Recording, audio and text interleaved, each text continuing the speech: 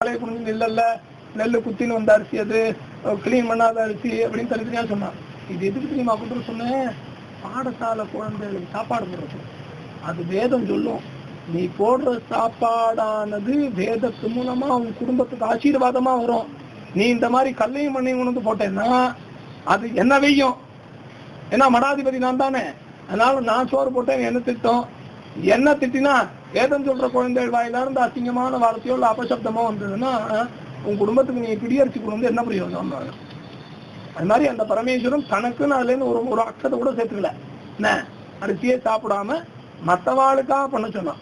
அந்த பிடியரிசியில அவ்வளவு சிரேஷ்டம், அவ்வளவு விதமான சக்தி இருந்தது. நம்மளுடைய கர்மாக்களை குறைக்கணுங்கிறதுக்காக இந்த பரமேஸ்வரன் இதை பண்ண சொன்னான். அதனால நம்ம எல்லாம் ஒரு சங்கல்பம் பண்ணிப்போம்.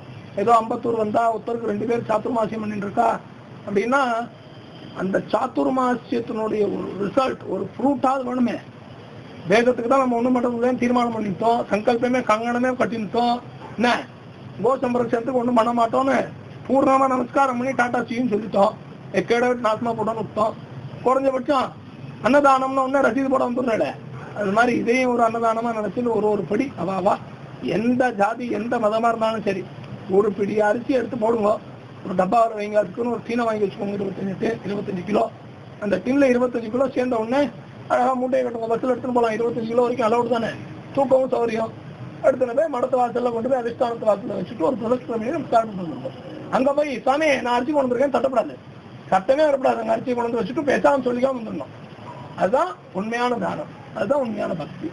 ஏன்னா நம்மளுடைய கர்மாக்களை கழிக்கிறதுக்கு தான் அந்த பிடியரிசி யோகி சொன்னாலே வழிய அங்க போய் நான் தானம் கொடுத்துறேங்கிறதுனால கர்மாவானது ஏறும், என்ன இறங்காது. அதனால இறங்கணும்னா நம்ம செய்யற காரியத்தை சத்தம் போடாம வந்துட்டு சத்தம் போடாம வேணும். அது மாதிரி இந்த பிடியரிசி பண்றது ரொம்ப சிரேஷ்டம். விட்டு போச்சுன்றவா கட்டாயம் ஆரம்பிங்கோ, பண்ணிட்டு இருக்கிறவா இன்னும் அதை ஸ்ரத்தையா பண்ணுங்க. எனக்கு தெரிஞ்சு யாரு பண்ணிட்டு இருக்கான்னு தெரியல, தெரிஞ்ச மாதிரி தெரியல. ஆனா பண்ணிட்டு யாரா இருந்தேன்னா அவளுக்கெல்லாம் பரமேஸ்வருடைய அனுகிரகம் பூர்ணம் உண்டோ, அது ஒன்றும் சந்தேகமே கிடையாது. அதனால பண்ணிட்டு இருக்கிறவா அது இன்னும் ஸ்ரத்தையா பண்ணுங்க. பண்ணிட்டு இருந்தார் 25 வருஷம் பண்ண 25 வருஷம் பண்ணிருக்காரு பாருங்க. அதனால அது சௌக்கியமா இருக்காரு. திரும்பி ஆரம்பிச்சு அதை பண்ணுவோம். வாங்கிட்டு போறதுக்கு ஆள் இல்லையேங்கிற மாதிரி ஒரு கொஸ்டின் மனசுக்குள்ள வரும். வாங்கிட்டு போறதுக்கு ஆள் வேணும்னு அவசியம் இல்லை, அது நம்ம கடமை. எப்படி பெரியவா நம்மளை பிடியரிசி சேர்க்க சொல்றாலோ அது மாதிரி அது எந்த இடத்துல சேரணுமோ அதை கொண்டு போய் சேர்க்கறது நம்ம கடமை. அவன் வந்து வாங்கிட்டு போவான், நம்ம உட்காரப்படாது. அந்த வேலைக்கு நம்மளே பண்ணலாமே. நம்மளே ஒரு சாக்கு போய் எடுத்து உங்க காலத்துல பிடியரிசி இருக்கா, உங்க காலத்துல பிடியரிசி இருக்கா நம்மளே கேட்கலாமே. அடுத்த வாரம் நம்ம எக்ஸ்பெக்ட் பண்ணோம். அதனால அந்த வேலையே வேண்டாம். சேர்ந்த உடனே ஒரு குவான்டிட்டி எவ்வளவு நம்மளால தூக்க முடியுமோ அழகா எடுத்துன்னு போய் அதிஷ்டானத்தை வச்சுட்டு அந்த பரமேஸ்வரனை தரிசனம் பண்றதுக்கு ஒரு பாக்கியம் கிடைக்குமே. அது சுலபமா? சந்திரமொழி தரிசனம், ஒரு பிடியரிசி என்னெல்லாம் கொடுக்கும். சந்திரமொழி தரிசனம், காமாட்சி தரிசனம், பெரியவா தரிசனம், எல்லா தரிசனத்தையும் பண்ணிட்டு ஒரு பிரதட்சணம் மட்டும் வர வேண்டியது. மெட்ராஸ்ல இருந்து போறது ஒன்றும் தூரம் கிடையாது. 1.5 மணி நேரத்துல போகலாம், 1.5 மணி நேரத்துல வரலாம். அங்க ஒரு 1 மணி நேரம், 5 மணி நேரம் டிவியை விட்டுட்டு இருப்போமே. அந்த 5 மணி நேரம் இந்த லௌகீகமான சமாஜாக்கெல்லாம் விட்டுட்டு பரமேஸ்வர தரிசனம் அது எப்படி இருக்கும்? நான் உடம்பு முடியாத டயரியா டீஹைட்ரேஷன் பேஷண்ட்டுக்கு ஒரு 5 பாட்டில் குளுக்கோஸ் ஏற்றின உடனே ஏறி முடிஞ்ச உடனே அவனுடைய குரலே வேற மாதிரி இருக்கும். என்னமோ 10 யான பலம் வந்த மாதிரி. அந்த டீஹைட்ரேஷன் ஆகிட்டு இருக்கும்போது பார்க்கணும், அப்படியே செத்து சுண்ணாம்பாய் சொத்தையே அப்படி பட்டு நிற்பான். அந்த குளுக்கோஸ் ஏறினோடனே அப்படி ஆயிடும். அது மாதிரி டானிக் அதுல மருந்தெல்லாம் போட்டு ஏற்றுறாளே, விட்டமின் எல்லாம். அது மாதிரி பெரியவா தரிசனம், காமாட்சி தரிசனம், சந்திரமொழி தரிசனம் எல்லாம் பல விதமான விட்டமின்ஸை கொடுக்கும். அந்த பிடியரிசி போட்டு போய் கொடுக்கறது என்ன? டீஹைட்ரேஷன். நம்மளுடைய டீஹைட்ரேஷன் கொண்டு போய் அங்கே விட்டுற வேண்டியது. அந்த டானிக்கை குளுக்கோஸா ஏற்றிக்க வேண்டியது. ஏற்றிட்டு திரும்பி 1 மாசம் திரும்பி பிடியரிசி கலெக்ட் பண்ற வரைக்கும் நம்ம வாழ்க்கையில என்னென்னலாம் அனுபவிக்கணுமோ அதெல்லாம் மழை போல வரா மாதிரி வந்து அப்படியே விலகி போடும். அது எதனால? இந்த டானிக் ஆனதுனால. ஏன்? இந்த டீஹைட்ரேஷன் ஆன பேஷண்ட் குளுக்கோஸ் எடுத்தப்பறம் 1 மாசத்துக்கு இன்ஃபெக்ஷன் எதுவும் ஆகாது. ஏன்னா அதோடைய ரெசிஸ்டன்ஸ் பவர் ஆனது பாடியில இருக்குமே. அது மாதிரி இந்த பரமேஸ்வருடைய அனுகிரகம் பிடியரிசி கொண்டு போய் சேர்க்கறதுனால இருக்கும். அதனால இந்த பிடியரிசியை ரொம்ப ஸ்ரத்தையா, ரொம்ப பரிபக்குவத்தோட, பரிபூர்ண சரணாகதியோட அந்த பரமேஸ்வரனுக்காக சேர்க்கிறோம். இதை எப்படியும் பரமேஸ்வரன் ஏத்துப்பார். அட்லீஸ்ட் நம்ம கொடுக்குறோங்கிறத கண்ணால பார்த்தாவது பரமேஸ்வரன் அனுப்பிடுவார். அது ஒன்றும் சந்தேகம் இல்லை. ஏத்துப்பாருங்கிற நம்பிக்கையில அந்த பிடியரிசிய உடனே ஆரம்பிக்கிறவாளுக்கு கோடானி கோடி நமஸ்காரங்கள். உடனே ஆரம்பிக்காதவாளுக்கு குறைஞ்சபட்சம் 15ஆம் தேதியில இருந்தால் 45 வெற்றிகரமான 45வது நாள் சாத்துர்மாசி தொடருது. இன்னும் 45 நாள் தான் மிச்சம். அதுக்கப்புறம் 46ஆம் நாள் அக்டோபர் 1ஆம் தேதி காத்தால 10 மணிக்கு நான் பூஜை பார்க்கறேன். இந்த ஆத்துக்குள்ள யாராவது வந்தேன்னா நான் இருக்க மாட்டேன், நான் கிளம்பி ஊருக்கு போடுவேன். அதுக்கப்புறம் அடுத்த வருஷம் பெரியவா எங்க போட்டிருக்காளோ அங்கதான் என்னுடைய சாத்திரமாசியம். இல்ல சந்திரமௌலீஸ்வரரையும் அம்பாளையும் பூஜை பார்க்க வரணும்னா வண்டி கட்டி விலாஸ்பூர் வர வேண்டிதான், டைரக்ட் ட்ரெயின் இருக்கு இங்க இருந்து. அதனால அந்த 45 நாள் மிச்சம் இருக்கு. இந்த 45 நாளுக்குள்ள எத்தனை பேர் என்கிட்ட வந்து ஒரு செட்டு பிடி அரிசி ஆயிடுச்சு நான் கொண்டு போய் மடத்துல சேர்த்துட்டேன்னு சொல்றேன்னு பார்க்கணும். ஹரஹர நம பார்வதி பதையே. ஏதோ பிறந்தோம் வளர்ந்தோம் வாழ்ந்தோம் சாப்பிட்டோம் தூங்கினோம் இல்லாம நல்ல ஜென்மாவா இருந்து நல்ல ஜென்மாவை அடைஞ்ச ஒரு பாக்கியத்தை நம்ம இந்த ஜென்மா வந்து பூர்த்தி ஆகும் போது இந்த ஆனந்தத்தை அடையணும். ஏதோ பிறந்தோம் வளர்ந்தோம் வாழ்ந்தோம் இல்லாம அப்பேற்பட்டதான ஒரு உன்னதமான நிலையை அடையணும். இன்னைக்கு நேற்று சொன்னோம் பிடியரசு திட்டம் ரொம்ப மகத்துவம். இன்னைக்கு நான் இங்க நேற்று பிடியரசு திட்டம் சொன்ன உடனே இன்னைக்கு பாதி பேர் காணும். ஏன்னா வந்தாருன்னா எங்கேயாவது சுவாமிகள் யாரெல்லாம் பிடியரசு திட்டம் ஆரம்பிச்சு கட்டுருவாருன்னு பயத்திலேயே வரல பாதி பேர் இருக்கலாம். அதனால யாரெல்லாம் ஆரம்பிச்சோ அவளுக்கெல்லாம் கோடானி கோடி நமஸ்காரங்கள். யார் ஆரம்பிக்கலையோ நாளைக்கு இல்லை நாளானிக்கு ஆரம்பிச்சிருங்கோ. 2 நாள் பாக்கி இருக்கு. 45 வெற்றிகரமான 45வது நாள் எங்க திரைப்படம் ஓடுறது. 90 நாளைக்கு எங்க படம் ஓடும். 91வது நாள் கேட்டேன்னா அடுத்த வருஷம் தான் திரும்பி அடுத்த வருஷம் 60 நாள் தான் ஓடும். இந்த வருஷம் தான் 90 நாள். அதனால அந்த பாக்கியம் எல்லாரும் கிடைச்சிருக்கு. அதனால பிடியரசி ஆரம்பிச்சிருவோம்.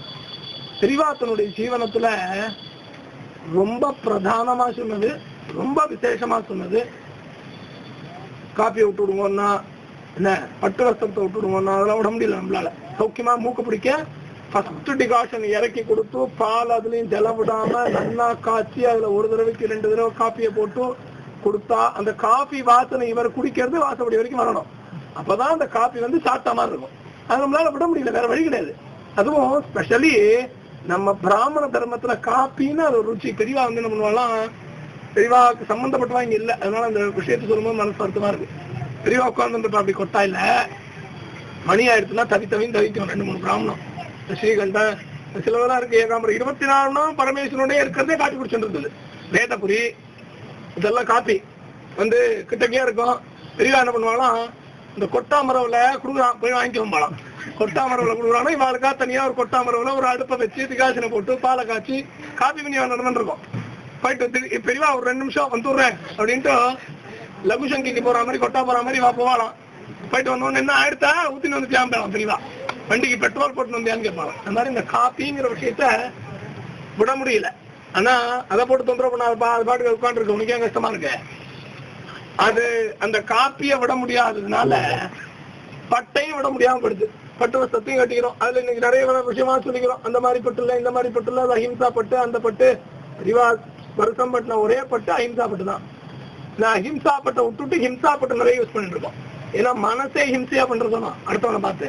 அதனால எல்லா விதத்துலையும் ஹிம்சை பண்ணிட்டு இருக்கிறதுனால கொஞ்சம் தள்ளி உட்காந்துக்கோங்க. ஹிம்சையா அவருக்கு கால் வலிக்கும் பாவா, அதனால இப்படி இப்படி ஆட்டிட்டு இருப்பாரு. இந்த மாதிரி ஒரே இடத்துல எங்களால உட்கார முடியாது. நாங்கெல்லாம் அப்பேற்பட்ட ஞானிகள் ஆள் என்ன உங்களை மாதிரிலாம். அதனால ஏதோ நாங்க அப்படியே இருந்துட்டு இருக்கோம். அதனால ஹிம்சை பண்ணக்கூடியதான மனசு இருக்கிறதுனால அஹிம்சையான மனப்பக்குவம் நம்ம கிட்ட இல்லாதனால எல்லாமே ஹிம்சையா உபயோகப்படுத்திட்டு இருக்கோம். அதுவும் விட முடியல, பிடிச்சிட்டு இருக்கோம். ஆனா எதை விட வேண்டாமோ அதை பிடிச்சிட்டு இருக்கோம். எதை புடிச்சு சௌக்கியமா வச்சு ரட்சணம் பண்ணணுமோ அதை விட்டுட்டோம். அது என்னன்னா பூசம் ரட்சணம். இன்னைக்கு ராகவேந்திர சுவாமி பிருந்தாவனத்துக்கு போயிட்டு வந்தேன். பிரிவா சொல்லி நடத்துற கோசாலையை தரிசனம் பண்ணிட்டு வந்தேன். உங்களுக்கு எல்லாம் ஒரு விஷயம் சொல்றேன். நம்ம மாத்துல இந்த பாட்டிமார்கால 83 வயசு ஆச்சு. இந்த பாட்டிக்கு நாளைக்கு 100 வயசு ஆச்சுன்னு வச்சுக்கோங்க. உடனே ஒரு ஊரை கூட்டு மேல் ஒரு கனகாபிஷேகம் பண்ணுவேன். பேரம் பிறந்தாம்பேள், கொள்ளு பிறந்தாம்பேள், எள்ளு பிறந்தாம்பேள் எத்தியோ பண்ணுவேன். அங்க ஒரு மாடு இருக்கு, எல்லாரும் போய் பார்த்துட்டு வாங்க. அது 4th ஜெனரேஷன் பார்த்த மாடு. என்னது 4th ஜெனரேஷன்? எங்க மடத்துல இருக்கிற மாடு 3rd ஜெனரேஷன் பார்த்தது.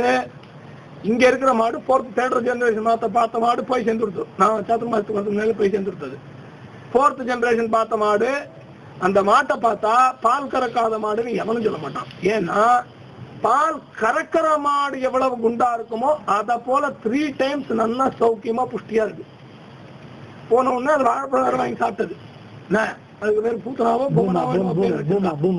பூமான்னு பேரு அதுக்கு.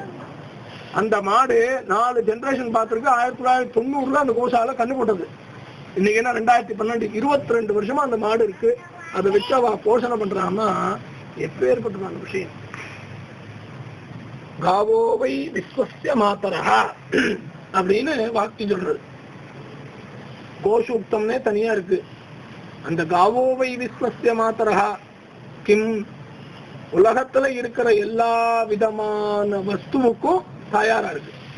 ஏன்னா நமக்கு யாரு ஜென்மா கொடுத்தாலும் அந்த அம்மா என்ன பண்ணுவோம், தன்னுடைய உடம்புல இருக்கக்கூடிய ரத்தத்தை அப்படியே சுண்டி சுருக்கி பாலா மாத்தி தன்னுடைய சிசுவுக்கு எப்படி ஊட்டுவாளோ அவ்வளவுதான் ஊட்டுவாகும். ஆனா இந்த கோமாதாவா இருக்க லோகமாதாவாக ரட்சிக்கக்கூடியதான கோமாதா தான் கண்ணுக்குட்டியும் கொடுத்துட்டோம். அடி மடியில இருக்கக்கூடிய சொட்டு பாலை கூட விடாம, இன்னும் சொல்ல போனா உங்க ஊர்ல எல்லாம் மிஷின் வச்சு கறக்கலாம். அதை வேற சொன்னாங்க. மாட்டுல மிஷினை வேற வச்சு கறந்து சுரண்டி எடுத்து ஒரு சொட்டு முடிஞ்சா ரத்தத்தையும் எடுத்துருவோம். அவ்வளவு கறந்து எடுத்துட்டு தான் கண்ணுக்குட்டியும் கொடுத்து லோகத்துல இருக்கக்கூடிய நம்ம மாட மடையனங்களுக்கும் கொடுத்து ரட்சணம் பண்றான்னா இது யாரால முடியும்னா கோமாதாவால் முடியும். அப்பேற்பட்டதான கோமாதா ரொம்ப சிரேஷ்டம். ஏன்னா அதுல 33 கோடி தேவர்களும் அடக்கம். எல்லா விதமான சனாதன தர்மத்தில் இருக்கிற எல்லா தெய்வங்களும் அதுல சமன்வயமா இருக்கு. சூரிய சந்திரன் கண்களாகவும் தேவாதிகளா இந்திரன் நிரங்கியாகவும் மடியில தேவத்தையும் சிறப்பமா வாழ இருக்கிறதாகவும் நிறைய விஷயங்கள் சொல்லியிருக்கு. அப்பேற்பட்டதான கோமாதா என்ன தெரியுமா பண்றது? சயின்ஸோட விஷயம் சொல்றேன், கேட்டேன்னா சயின்ஸ்காரெல்லாம் ஆடிடுவாள். ஒரு விசேஷமான சிருஷ்டியில பகவான் எத்தனை விதமான ஜீவராசி சிருஷ்டி பண்ணிருக்கான். கண்ணுக்கு தெரியாத வைரஸும் பகவான் சிருஷ்டி பண்ணதுதான். நம்ம வைரஸுங்கிறோம், பாக்டீரியாங்கிறோம் இல்லையாப்பா, ஆட்டம்ங்கிறோம், எனர்ஜிங்கிறோம், எல்லாம் ஈஸ்வர சிருஷ்டி. ஆனா இது எல்லா சிருஷ்டிலையும் எல்லாம் ஆக்சிஜனை உள்வாங்கிக்கும், கார்பன் டை ஆக்சைடை வெளியில விடும். விடுமா? நியாயம் தானே? இது படிக்க தெரியாத முட்டாள் கூட என்ன மாதிரி ஆள் கூட புரிஞ்சுக்கலாம். ஏன்னா ஆக்சிஜன் தான் உள்ள வாங்கும், கார்பன் டை ஆக்சைடு வெளியிடும். ஆனா பசுமாடு இருக்கே, ஒரிஜினல் நாட்டு மாடு இஸ் ஈக்குவல் டு பசுமாடு. பசுமாடுன்னா இந்த ஜெர்சி பர்சி எல்லாம் பசுமாடு கிடையாது. நம்ம ஊர்ல இருக்கக்கூடிய ஒரிஜினலான நாட்டு பசு தான் பசு. அரிசி வைக்கிறேன் ஜெர்சி வைக்கிறேன் எல்லாம் அதெல்லாம் மாடு கிடையாது. அந்த பசுமாடு என்ன பண்றதுன்னா 21% ஆக்சிஜனை உள்ள வாங்கிக்கிறது. அது திரும்பி என்ன தெரியுமா கொடுக்கறது? It returns oxygen again. எப்படின்னா இது 5% தான் தனக்குள்ள வச்சுக்கிறது, மிச்ச 16% பிரகிருதிக்கே திருப்பி கொடுத்துடுறது.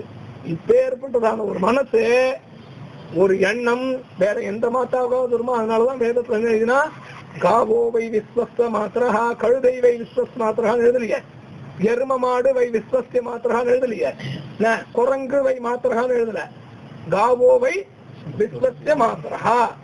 லோகத்துக்கு ஆல் ஓவர் யூனிவர்ஸ்கே மாதாவாக இருக்கக்கூடியது கோமாதா அப்படின்னு சொல்லி. கோமாதா எங்கள் குலமாதா எல்லாம் பாடுவேன் தமிழ்நாட்டிலாம். அது ஒரு காலத்துல ஒத்த ராத்திரி இந்த மாதிரி ஒரு சின்ன கொட்டா இருந்தது, பின்னால் ஒரு பசுமாடு இருந்தது. காலங்காலத்தால வாசல்ல திறந்து வச்சு ஒரு சின்ன விளக்கேற்றி வச்சு கோலத்தை போட்டு ஒரு விளக்கேற்றி வைப்பான். அப்பெல்லாம் முன்னாட்டிகள் இருந்தா அந்த மாதிரி 4:30 மணிக்கெல்லாம் ஆத்துக்காரர் படிக்கையில எழுந்திருக்கிறதுக்கு முன்னால, ஜனங்க வாசல்ல நடமாடுறதுக்கு முன்னால ஒரு விளக்கேற்றி வைப்பா. விளக்கேற்றி வச்சுட்டு பழக்கடை திறப்பா. திறந்தா மாடமானு கத்தும். இந்த மாதிரி வரத்துக்காகவும் இந்த அம்மா வெயிட் பண்ணிட்டு இருக்கிறதுக்காகவும் 2 பேரும் சிக்னல் ஒரு பிரதட்சணத்தை பண்ணுவா. அது அந்த மாட்டுக்கு ஒரு நமஸ்காரத்தை பண்ணுவா, அங்க ஒரு கோலத்தை போடுவா. இப்படி எல்லாம் ஒரு பரம்பரை இருந்ததுனாலதான் பிறந்தவெல்லாம் சௌக்கியமா இருந்தா. என்ன வெள்ளிக்கிழமையான மாட்டுக்கு சாம்பிராணி எல்லாம் போடுவா. இங்க நம்ம சாம்பிராணி போடுறது கூட இவர் விரும்புறார், அவர் விரும்புறார், அவர் விரும்புறார் தினம். ஏன்னா இந்த சாம்பிராணி போடுற பழக்கமானது நின்று போச்சு. கறி அடுப்பே கிடையாது, குமிட்டிங்கிறதே கிடையாது. விராட்டினா என்னன்னு தெரியாது. இன்னைக்கு நிறைய பேர் விராட்டி யூஸ் பண்றா.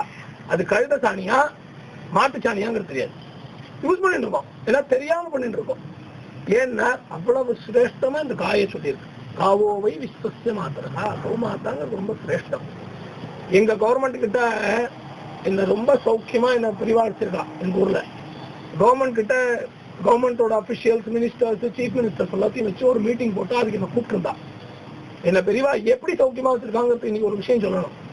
அத்வைத பரம்பரையில தனியா ஒரே ஒரு சன்னியாசி ஆல் ஓவர் ஸ்டேட்ல நாம திறந்தான்.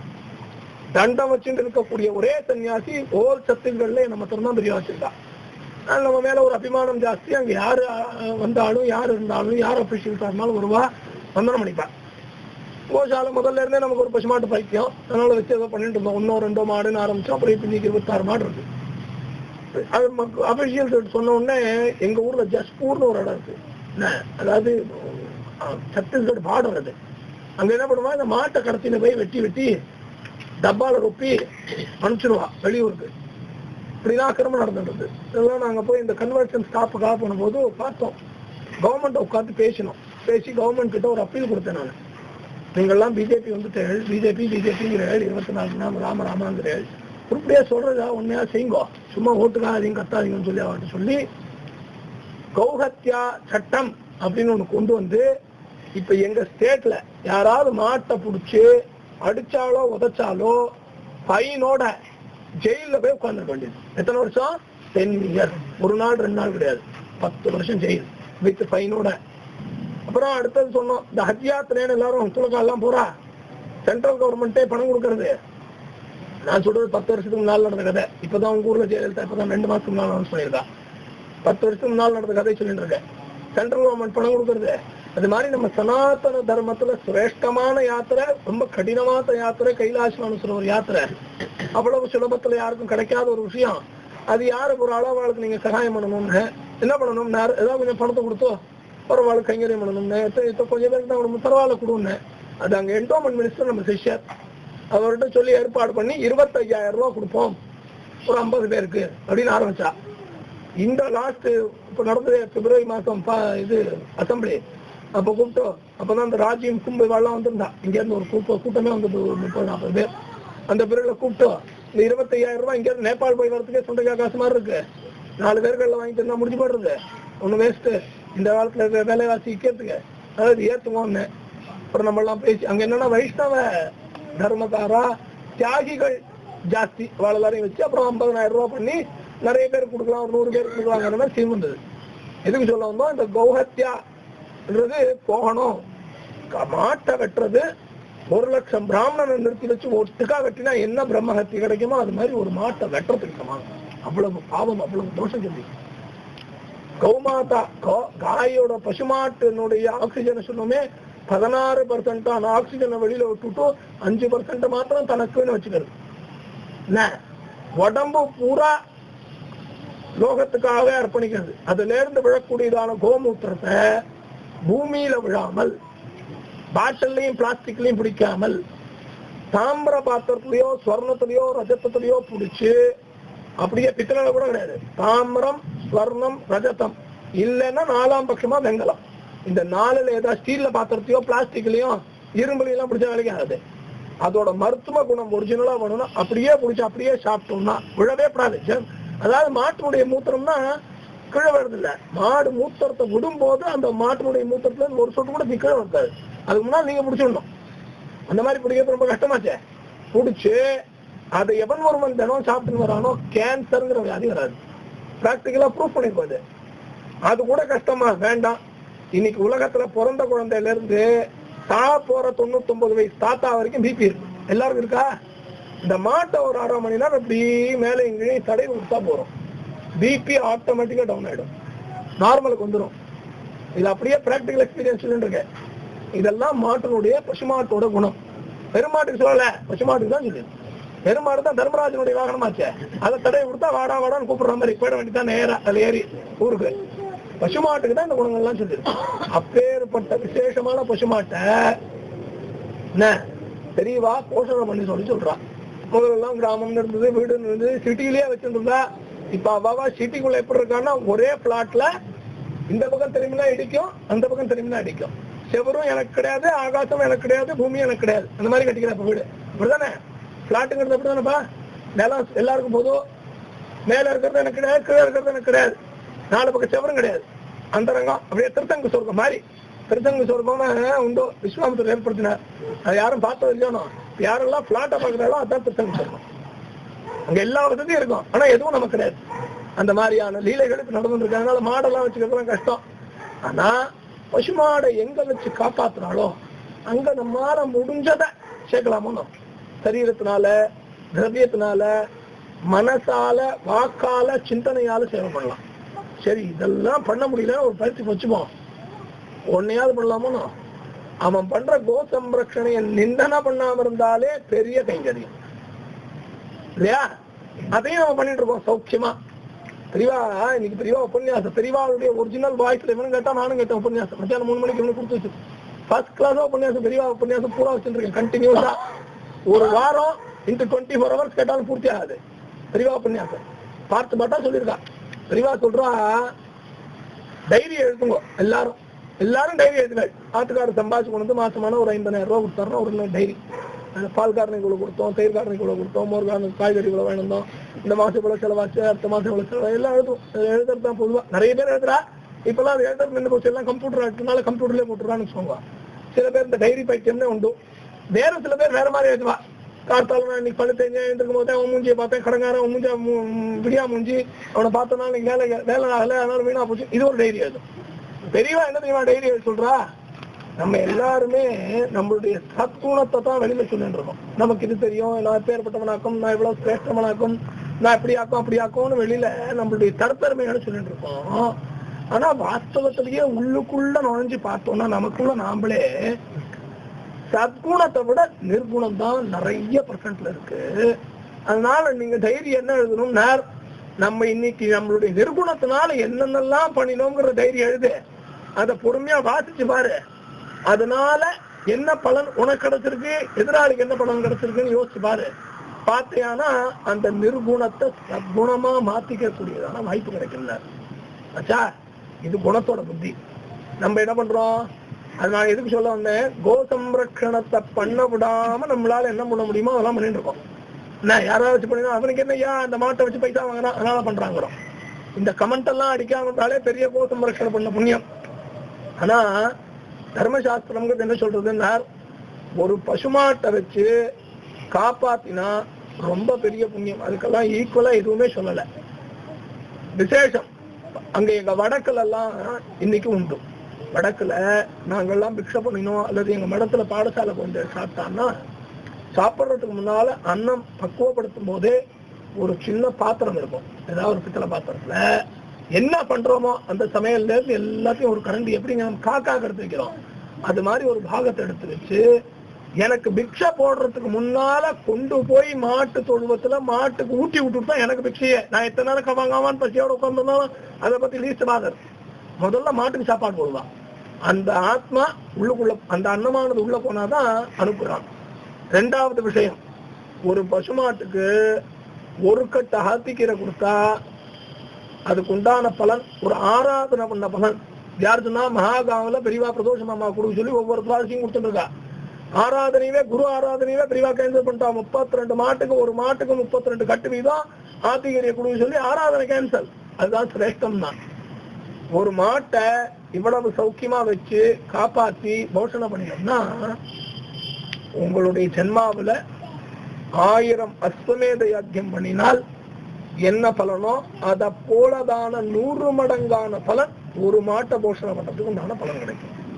நம்மளால மாடு வச்சு காப்பாற்ற முடியல, ஒத்துக்கிறேன். பிளாட்ல இருக்க செவரும் உங்களுக்கு கிடையாது, மேலேயும் உங்களுக்கு கிடையாது, கீழே உங்களுக்கு கிடையாது, இல்ல நியாயம்தான்.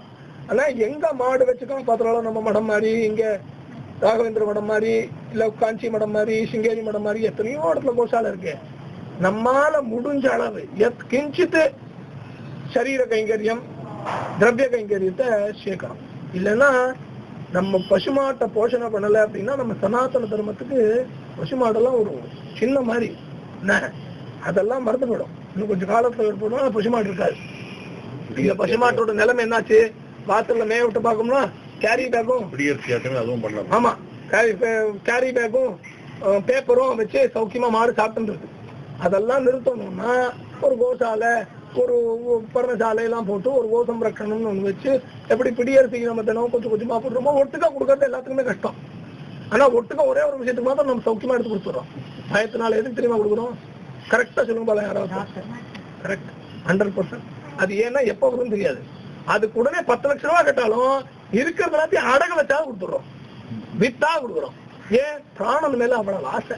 இந்த பிராணம் போய் தொலைஞ்சாதான் என்ன, இதுக்கே இவ்வளவு பற்றுங்கிற போட்டா பரவாயில்ல. அதுக்கு அந்த டாக்டர் கிட்ட கொண்டு போய் ஆழ்வானு, அந்த டாக்டர் கிட்ட போகாம இருக்கணும்னா இந்த காரியங்கள்லாம் பண்ணணும்.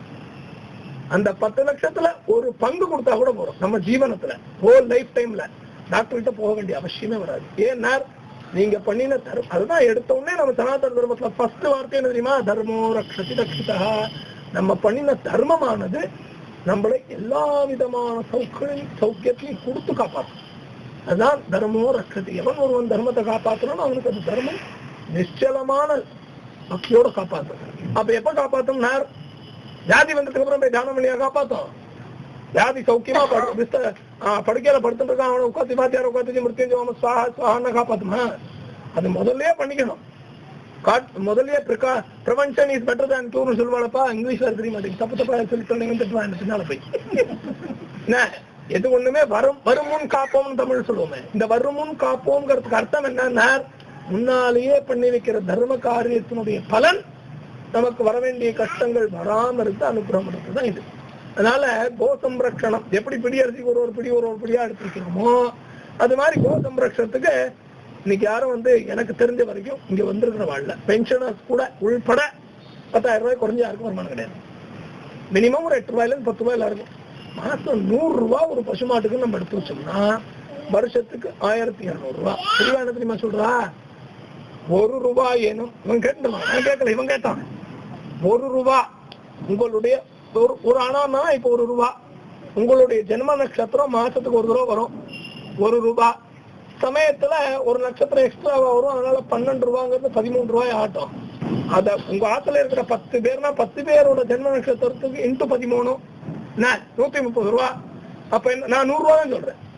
அந்த 100 ரூபாய் எடுத்துட்டு போய் கோசம்ரக்ஷணம் ஒரு 1200 ரூபாய் சேர்ந்த உடனே வருஷ ஜென்ம நட்சத்திரம் ஒரிஜினல் ஜென்ம நட்சத்திரம் வருமே மாசத்துல அந்த தேதியில நம்மளால இந்த கேக் வெட்டுறது பார்ட்டி போடுறது இதெல்லாம் விட்டுட்டு நம்மளால அந்த கேக் வெட்டுற காசுக்கு உண்டான அந்த கோசம்ரக்ஷணத்துக்குன்னு ஒரு 1200 ரூபாய் எடுத்து வச்சு அது ஏதாவது கோசம்ரக்ஷணத்துக்கு கொடுக்குறது, ஏதாவது ஒரு வேத பாடசாலைக்கு வேத சம்ரக்ஷணம்னு வேதத்தை கொடுக்குறது. இப்படி பண்ணினால் இந்த தர்மமானது நம்மளை காப்பாற்றும், நிச்சயமா காப்பாற்றும். எப்படி காப்பாற்றும்? போபால் கேஸ் வாயுல அக்னிஹோத்திரி பண்ணினா அக்னிஹோத்திரம்னா அவரை மாத்திரம் காப்பாத்துது, மத்த எல்லாரையும் கூட்டின்னு போயிடுது சௌக்கியமா. ஏன்னா அந்த தர்மத்து மேல அவருக்கு ரொம்ப நம்பிக்கை. அவருடைய அனுஷ்டானத்துக்கு இன்னைக்கு ராகவேந்திர சுவாமி போல்பட்டுனா அனுஷ்டானம் போச்சு. ராத்திரி போய் திரும்பி ஸ்நானம் பண்ணி அனுஷ்டானம் ஆகாம பிக்ஷை இறங்காது உள்ள. அனுஷ்டானத்துக்கு உண்டான பவர் இருக்கு, அதனுடைய மகிமை, அதோட சாநித்தியம் தனி. தபஸ் எப்படின்னா அந்த அனுஷ்டானத்தினால வரக்கூடிய தபஸ். ஏற்பட்டதான ஒரு தபஸ், ஒரு அனுகிரகம், ஒரு பெரிய ஒரு பாக்கியம் யாருக்கு கிடைக்கும்னா மனுஷ ஜென்மாவுக்கு தான் கிடைக்கும். மாடோ ஆடோ போய் அனுஷ்டானம் பண்றேன், கேசவம் தர்ப்பயாமி மாதவம் தர்ப்பயாமின்னு மாடு போய் பண்ண முடியாது, கழுத போய் பண்ண முடியாது. இந்த ஜென்மாதான் கேசவம் தர்ப்பயாமி மாதவம் தர்ப்பயாமி பண்ணும். ஆனா இதை பண்ணாம நம்ம விட்டதுனால நம்மளுடைய அனுஷ்டானங்கள் கர்மானுஷ்டானங்கள்லாம் போயிட்டதுனால நீ சௌக்கியமா அவஸ்தப்பட்டு இருக்கோம். சௌக்கியமா இல்ல, சௌக்கியமா அவஸ்தப்பட்டு இருக்கோம். எவ்வளவெல்லாம் கஷ்டப்படப்படாதோ அவ்வளவுக்கு அவ்வளவு டபுள் மடங்கா வட்டியும் முதலும் சேர்த்து அனுபவிக்கிறோம். ஏன்னா இந்த தர்மத்துல நம்ம விட்டுட்டோம். கோசம்ரக்ஷணம் ரொம்ப இம்பார்ட்டன்ட். அந்த கோசம்ரக்ஷணம் ஏன் இம்பார்ட்டன்ட்னா ஒரு பசுமாட்டை வச்சு போஷனம் பண்ணினா சகஸ்ர பிராமண போஜனம் போட்டதுக்கு பலன் நான் புரிவா. 1000 பிராமணால உட்காந்து வச்சு போஜனம் போட்டா என்ன பலனோ அந்த பலன் ஒரு பசுமாட்டை போஷணம் பண்றது. அப்போ நம்மால முடிஞ்சா ஒண்ணு மாட்டை வச்சு காப்பாற்றணும். மாடு வச்சுக்க முடியலன்னு வச்சுக்கோங்க, அட்லீஸ்ட் மாடு வச்சு காப்பாற்றப்படுற இடத்துலயாவது ஏதோ ஒரு புல்லுக்கட்டை வாங்கி கொடுக்கறது, ஒரு ஆத்துக்கறி வாங்கி கொடுக்கறது, ஒண்ணும் இல்லையா காய்ச்சா கொடுத்துடுறது. 100 ரூபா மாசத்துக்கு தான் 1200 ரூபா கொடுத்தா அவளுக்கு அந்த மாட்டுக்கு என்ன ஒரிஜினலா தீனம் பண்ணுமோ அந்த தீனத்தை போட்டு வைப்பா. நான் இங்க 3 மாசம் சாத்துரு மாசத்துக்கு வரதுனால மாட்டுக்கு என் கையினாலேயே தீவனத்தை பண்ணி மூட்டையை தைச்சு கட்டி வச்சுட்டு வந்தேன். ஊருக்கு போனேன்னு வச்சுக்கோங்க. அப்போ நீங்க எல்லாம் இங்க இருந்து காட்டிமா வந்திருக்கா, இப்ப இங்க வெட்டுறாங்க. இங்க இருந்து கோயம்புத்தூர் போனான்னு வச்சுக்கோ, உள்ள நுழையும் போது அரவிந்தன் பாட்டி கேட்ட சொல்லு என்னெல்லாம் நடந்தது என்ன வாங்கினதுன்னு கேட்பான். பக்கத்துலயே அது நெய்ன்னு ஒரு 1/2 மணி நேரம் கத்தும் இல்லையா? அது மாதிரியான குணம் யாருக்குன்னா மாட்டுக்கு உண்டு. மாடு நம்மளை பார்த்து எங்க ஊர்ல எங்க மடத்துல நான் ஊர்ல வந்தேன்னா என் மாட்டு என்ன போட்டு பிளான் வாங்கிடும். அது மண்டையாட்டும் கைத்தாத்துன்னு வரும், எல்லாம் பண்ணும், நக்கும். இங்க இருந்து ஆரம்பிச்சு இது வரைக்கும் நக்கி தள்ளிடும் சௌக்கியமா. அதை ஒரு 1/2 மணி நேரம் சுத்தம் பண்ணி அதை பண்ணி எண்ணி வச்சோம்னா அதுக்கு ஒரு ஆத்ம திருப்தி. நமக்கு அப்பதான் பிக்ஷை இறங்கும், இல்லைன்னா இறங்காது. அவ்வளவு பிரியமா இருக்கக்கூடியது யாருன்னா, யாரு நமக்கு ஜென்மா கொடுத்தாலும் அந்த தாயாரானவள் 50 வருஷம் கழிச்சு பிள்ளைய பார்த்தாலும், அமெரிக்கால இருக்கிற புள்ள தாயாருக்கு இங்க சோறையே போடாம பட்னியே போட்டு சாகடிச்சுட்டு இருப்பான். ஆனா அந்த பிள்ளைய பார்த்த உடனே தாயாருக்கு ஒரு மனசுல வரும், அப்படியே உத்வேகம் தாங்க முடியாம ஆனந்த கணி கொட்டுவா, அப்படியே அணைச்சுப்போம். அந்த பாசம் அந்த பசுமாட்டு கொடுக்கும். நாய் கத்துறதுன்னா அது வேற, அது சண்டாளனும் அது கத்துதான் செய்யும். மாட்டுக்கு இருக்கக்கூடிய பாசம், மாடு அப்படியே கண்ணுல ஜலம் வருமா? எப்ப வரும்? எனக்கு இந்த மாதிரி கிடங்கான இப்படி சோறு போடுறியா, பழையத்தையும் கொண்டு இதையும் கொண்டு அசிங்கத்தையும் நாடி போனதையும் கொண்டு போடுறேங்கும் போது மாடு அழும். என்ன அந்த மாதிரியா மாட்டு பிரசவமும் மனுஷா பிரசவமும் ஒன்னா சொல்லியிருக்கு. அதுக்கும் 10 மாசம், பொம்நாட்டிக்கும் 10 மாசம் சொல்லியிருக்கு. அவ்வளவு சிரேஷ்டமா மாட்டை எல்லா விதத்துலையும் சொல்லியிருக்கு. அதனாலதான் விஸ்வசிய காவோ வை விஸ்வசிய மாத்திரா அப்படின்னு சொல்லி மாதாவான ஸ்தானத்துல பசுமாட்டை வச்சிருக்கு.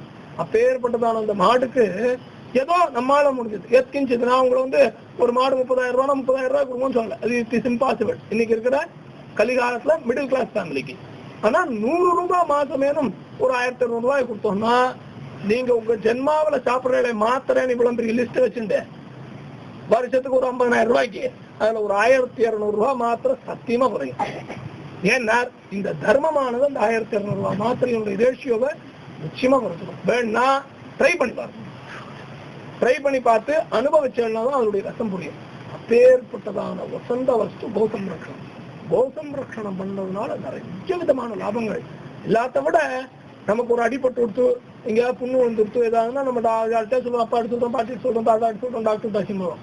ஆயில்லா ஜீவன் அதுக்குள்ள வைத்த இந்த கேரி பேக்கையும் பேப்பரையும் தின்னு அது வைத்தால் அவஸ்தை கண்ணால பார்த்தவன்.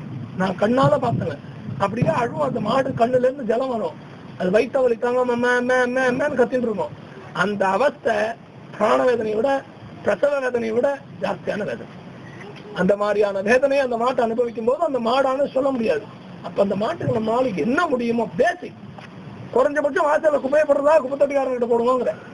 ஏன்னா இன்னைக்கு ரோட்ல மாய விட்டுருவா எல்லாரும் மாட்டை டைரி வச்சு நடத்துறேன்ட்டு பேரு பண்ணி ரோட்ல மேய விடுறா. இந்த மாடு என்ன ஆகுது? ரோட்ல போற வர குப்பையெல்லாம் நீங்கிறது. அதோட பால் அப்படிதான் இருக்கா. அந்த பால் குடிக்கிற மனுஷாலும் அதே மாதிரி குப்பை புத்தியோட இருக்கா. அது வேற சமாச்சாரம். ஆனா நம்மால முடிஞ்ச வரைக்கும் தர்மத்தை குடிச்சு காப்பாற்றும். கோசம்ரக்ஷணத்துக்கு அப்பேற்பட்டதான விசேஷம். அதனாலதான் பெரியவா சொல்றா, சத்குணம் இருக்குன்னு தண்டோரா குட்டின்னு தெரியாத உனக்கு உள்ளுக்குள்ள குனிஞ்சு பாரு, உள்ளுக்குள்ள போய் இறங்கி பாரு, எவ்வளவு உங்ககிட்ட நிர்குணம் கெட்ட குணங்கள் இருக்கு. அந்த கெட்ட குணத்தை அழிச்சாதான் நீ ஜென்மா எடுத்ததுக்கு உண்டான பலன் கிடைக்கும். இல்லைன்னா கிடைக்காது. கெட்ட குணம் எல்லாம் மறந்துட்டோம். நான் தான் டாப்பாக்கும் அப்படியாக்கும்னா அது செட் ஆகாது. நம்ம கிட்ட என்ன துர்குணம் இருக்கோ அந்த துர்குணத்தை முதல்ல நாசம் பண்றதுக்கு உண்டான பிரயாசம் பண்ணணும். அந்த நாசம் ஆயிடுத்து துர்குணம்னாலே நல்ல குணம் இல்லைனாலும் அந்த ஆத்மாவானது சௌக்கியமா இருக்கும். அந்த நல்ல குணம் வரணும், கெட்ட குணம் நாசமாகணும்னா இந்த மாதிரி தர்ம காரியங்கள்ல மனசை ஈடுபடுத்திக்கணும். பெரிய திட்டம், போக சம்ரட்சணை, வேத சம்ரட்சணம். என்ன குறைஞ்சபட்சம் இப்பெல்லாம் 50 வயசுக்கு முன்னால கல்யாணமே ஆறுது இல்லை, 40 வயசுக்கு முன்னால. ஆனாலும் 40 வயசு கல்யாணம் ஆனாலும் எனக்கு 10 லட்சம் ரூபாய் கொடுக்குறேன்னு முதலே கட்டுலாம். என்ன இப்பெல்லாம் அது காஷன் டெபாசிட்டோம். எங்கேயா விட்டு போயிட்டானா என்ன பண்றது? வரதட்சணைங்கிறது ஒரு டீசெண்டா சொல்லிக்கிறாவா. அதனால இதெல்லாம் இந்த கன்றாவியெல்லாம் விட்டுட்டு நம்ம இருந்தாலும் இதுக்கெல்லாம் தர்மசாஸ்திரத்தை புஸ்தகத்தை தமிழ்ல போட்டிருக்கோம் மடத்துல. என்ன வாங்கி படிங்க. நம்ம காஞ்சி மடத்துல 4-5 பாகம் சம்ஸ்கிருதத்தையும் தமிழ்லையும் போட்டிருக்காங்க. 7 வால்யூம் வாங்கி எல்லாரும் படிக்கலாம். தமிழ் படிக்க தெரிஞ்ச அத்தனை பேரும் படிக்கலாம். என்ன அதை படிங்க. இதுக்கெல்லாம் பிராயஷ்சித்தமே இல்லைன்னு போட்டிருக்கோம்.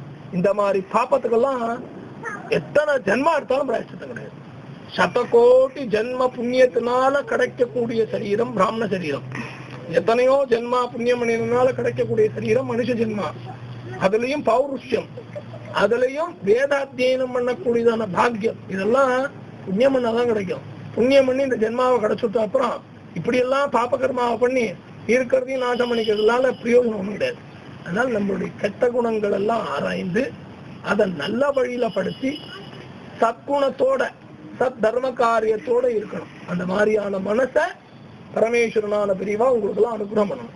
ஏன்னா ஏதோ பிறந்தோம் வளர்ந்தோம் வாழ்ந்தோம் போனோம் இருக்கோம் இல்லைன்ட்டு உள்ள போய் அப்படின்னா நமக்கும் மற்றவங்களுக்கு வித்தியாசம் இல்லாம பண்ணுவேன். நம்ம ஜென்மாவை சௌக்கியமான ஜென்மாவை நடக்கும். அடுத்தவா நாளைக்கு நம்ம செத்து போயிட்டோம்னு வச்சுக்கோங்க, ரோடுல போகும்போது இருந்தா இவாள மாதிரி இருக்கணும் அப்படின்னு சொல்லணும். இதுக்கு பெருமைக்காக இல்ல, இவாளை பார்த்து நம்ம தர்மம் பண்ண கத்துக்கணும், தர்மத்தை அனுஷ்டிக்கிறதுக்கான மார்க்கத்தை கத்துக்கணும்ங்கிறதுக்காக சொல்லணும். அந்த மாதிரியான உதாரணம் இன்னைக்கு பிரதோஷ மாமா வாயால சொல்லிட்டு இருக்கோம். ரவி அண்ணா இன்னும் இருக்கா சேலத்துல. அவ அப்பா அம்மா ரவி அண்ணாவுக்கு 65 வயசு, அவ அப்பாவுக்கு 85-89 வயசு. அப்பா அம்மா 2 பேரையும் வச்சுட்டு ஆத்திலேயே போஷணம் பண்ணிட்டு இருக்காரு. ரவி அண்ணாவோட பிள்ளை முசிறி தீட்சிதரோட மாப்பிள்ளை, பொண்ணு முசிறி தீட்சிதாத்து மாட்டு பொண்ணு. இந்த மாதிரி ஒரு குடும்பம் கிடைக்குமா? பெரியவா என்ன எல்லாரும் மகான் மகான்கிறேள், நான் ஒன்னும் மகான்லாம் கிடையாது, உண்மையிலேயே லோகத்துல ஒரு மகான் இருக்காருன்னா முசிறில போய் பார்க்கணும். அப்பேற்பட்ட பரம்பரை அந்த தீட்சிதா பரம்பரை. பெரியவான்னா பரமேஸ்வரன் தெரிஞ்சிருந்த பரம்பரை. அந்த மாதிரியான குடும்பங்கள் அதெல்லாம் தான் ஒரிஜினல் ஜென்மா, அதெல்லாம் தான் நிஜமாலுமே கடத்தேற ஜென்மா. இன்னைக்கு அதெல்லாம் உதாரணமா சொல்றோம்னா, அவகிட்ட பணமும் கிடையாது, காசும் கிடையாது, பங்களா கிடையாது, கார் கிடையாது. அவ அனுஷ்டிச்சுட்டு இருக்கக்கூடிய தர்மம் லோகம் பூரா கொடி கட்டி கிடக்குறான் இல்லையா? இங்கேயே அம்பத்தூர்ல சிரேஷ்டமா நம்ம ராமகிருஷ்ண கரபாடிகள் சொல்றோம், கார்த்தால உபாதனம், மத்தியான உபாதனம், சாயங்கால உபாதனம், பரான சாப்பிடுறது இல்ல. இத்தனை நியமத்தை வச்சுருக்காரு. ஏன் வச்சுருக்காரு? அவர்கிட்ட இனோவா இருக்குங்கிறதுக்காக அவர் போடணும். அவர் அனுஷ்டிச்சு இருக்கக்கூடிய தர்மத்தினால சொல்றோம். அந்த தர்மமானது நம்ம எல்லாரும் அனுஷ்டிக்க ஆரம்பிச்சுட்டோம் அப்படின்னா, நாளைக்கு நம்மளும் போகும்போது 4 பேர் சொல்லுவாப்பா, இருந்தா இந்த மாதிரி தர்ம அனுஷ்டிக்கிறவனா இருக்கணும், தர்மானுஷ்டனா இருக்கணும், இல்லைன்னா ஜென்மா இருக்கக்கூடாதும்பா. நேற்று ஆதிசங்கர சாஸ்திரம் வந்திருந்தாரு, நீங்க எல்லாம் அழைச்சு வந்தேன். அப்பேற்பட்ட தர்மிஷ்டர். இன்னைக்கு நீங்க எல்லாம் ஏதோ மந்திரம் சொல்றேன், பெரியவாசனில் உட்கார்ந்துட்டு இருக்கு, ஏதோ பூஜை 2 ஸ்லோகம் தெரியுதுன்னா அவர் போட்ட பிச்சை இல்லையா? அந்த மாதிரியான தர்மானுஷ்டானால அவளும் மனுஷன் ஜென்மா, நம்மளும் அதே கால்கை தான் பகவான் கொடுத்துருக்கான். அவளால முடியும்னா நம்மளால ஏன் முடியாதுங்கிற நிச்சயமா முடியும். நம்ம அது பிரயாசம் பண்ணாம ரொம்ப ஈஸியா விட்டுடுறோம். நம்ம தர்மானுஷ்ட கர்த்தால மாறணும். அது இன்னும் மாறாமையே 75 வயசு 80 வயசுலயே மாறுறேன்னு வச்சுக்கோங்க. அப்புறம் எப்பதான் மாறுறது? என்ன அழகா சொல்ற பெரியவா ஒரு இடத்துல ரொம்ப அழகா சொன்னா, பிராணன் கீதையில சொல்றார். அத பெரியவா சொன்னா, பிராணன் என்னைக்கு போகும் தெரியாது. கீதையில கிருஷ்ணன் சொல்றார், நீ என்ன நினைக்கல, டோன்ட் வரி, ஒரு கஷ்டமும் கிடையாதுடா, நீ நினைக்காம விட்டு. ஆனா நீ சத்மார்க்கத்துக்கு போகணும், மோட்சத்தை அடையணும்னா ஒரு காரியத்தை பண்ணு. உன் பிராணம் பிரியற நேரத்திலேயாவது நாராயணான்னு ஒரு நினைச்சுறேன், உன்னை அப்படியே நேரம் வைக்கிட்டு தூயின் பண்றேன்ன்றார். ஆனா அதுல ஒரு கொஸ்டின் போட்டு விடுறார், அந்த பிராணம் எப்ப பிரியும் நமக்கு தெரியுமாங்கிறார். இப்பவும் பிரியலாம், 50 வருஷம் கழிச்சும் பிரியலாம், 5 நாள்லயும் போலாம், 2 மணி நேரத்திலையும் போலாம், இங்க இருந்து வாட்டப்படி நான் போய் சேர்றதுக்குள்ளேயும் பிராணம் போலாம். அதனால அப்போதைக்கு இப்போதே சொல்லி வைத்தேங்கிற மாதிரி அப்போதைக்கு இப்பவே நாராயணா நாராயணான்னு சொல்றது தப்புன்ற அந்த தர்மத்தை நம்ம எவ்வளவுக்கு எவ்வளவு பண்றோமோ அவ்வளவுக்கு அவ்வளவு அந்த தர்மம் நம்மளை ரட்சிக்கும். அந்த தர்மத்து மேல இருக்கக்கூடிய பக்தியானது, ஸ்ரத்தையானது, தர்மத்தை விடாம காப்பாற்றக்கூடிய அந்த கர்மானுஷ்டமானது எந்த விதமான கஷ்டம் வந்தாலும் கஷ்டம் தெரியாம வச்சு காப்பாற்றும். அதுதான் தர்மத்தினுடைய ஸ்பெஷாலிட்டி. அதனால படத்துக்கிட்ட காஞ்சிபுரத்துக்கு வந்துட்டோம், காமாட்சி அம்மன் கோவில போய் பார்த்துட்டோம். 90 வருஷம் ஆயிடுத்து, 90 இயர்ஸ் ஓவர். கும்பாபிஷேகம் ஒன்று பண்ணினா நல்லா இருக்கும்னு சொல்லிட்டு காஞ்சிபுரம் போயிட்டாங்க, ஏற்பாடு பண்ணுவோம். புனருத்தாரணம் ஆயிட்டு கோவில்ல எப்படி எல்லாம் அனுப்புறோமா இருக்கும். ஆதிசங்கரர் வேற, பிரிவா வேற, அது வேற இது வேற, நம்ம போட்டு குழப்பிக்கிறோம், எத்தனையோ போட்டு குழப்புறோம். அந்த குழப்பம்னால்தான் வர பிரச்சனையே. குழம்பாம ஒண்ணு குழம்பு நிறைய சாப்பிட்டு சாப்பிட்டு சாப்பிட்டு எல்லாரும் குழம்பு போயிட்டாரு. குழம்பு சாப்பிடாதீங்க, தெளிவா ரசத்தை குடிங்க. அந்த ரசம் தான் பெரியவா ரசம்.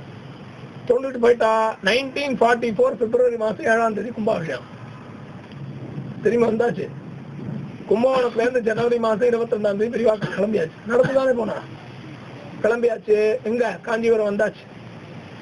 வந்துட்டோ மேற்பார்வை பாக்குறான், என்னெல்லாம் வேலையா இருக்கு காஞ்சிபுரத்துல, என்ன மாதிரி எல்லாம் இருக்குன்னு பார்க்கும்போது பார்த்தா அம்பாளுடைய ராஜகோபுர விமானத்துல செப்பு தகடு பார்க்கலாம். செப்பு தகடெல்லாம் இறக்க சொல்லி மடத்துக்கார அதிகாரிகள் எல்லாம் கூப்பிட்டு, அம்பாளுக்கு ஏன் செப்பு தகடு போட்டிருக்குன்னு கேட்டா தெரியுமா? இல்ல அந்த காலத்துல ராஜா தங்கம் ரேக்க போட்ட கதை இதுதான் போட்டிருந்தா, 90 வருஷமா கும்பாபிஷேகம் ஆகாததுனால அது அழிஞ்சு போய் இப்ப செப்பு தகடா தெரியறது அப்படின்னா. என்ன பெரியவா அந்த தகடெல்லாம் பிரிச்சு பார்த்தா, இதுக்கு இப்ப சொர்ண போட முடியுமா அப்படின்னு பெரியவா அடுத்த கேள்வி. அன்னைக்கு இருந்த மடத்தோட நிலைமை ரொம்பவே சிரமம். அது சிரமம்னா சொல்ல முடியாத அளவு சிரமம்.